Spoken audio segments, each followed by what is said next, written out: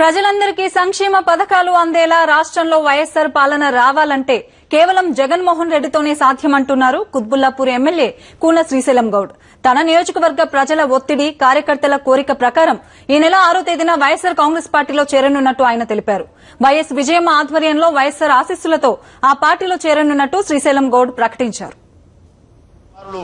మరి యొక్క పార్టీ పెట్టిన తర్వాత వైఎస్ఆర్సీపీ అని చెప్పేసి మరి ప్రజల్లో కూడా చాలా ఉత్సాహంతో మరి అన్ని రంగాల వారు, అన్ని కులాల వారు కూడా మరి మా యొక్క కాన్స్టిట్యున్సీలో వారి యొక్క కోరిక మేరకే మరి యొక్క వైఎస్ఆర్సీపీలోకి పోవడం జరుగుతుంది.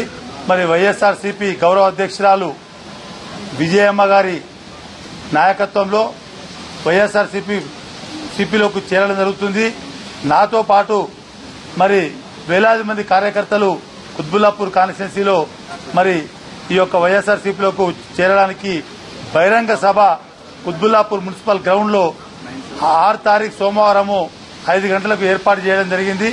అదేవిధంగా మరి ఈ యొక్క సభకు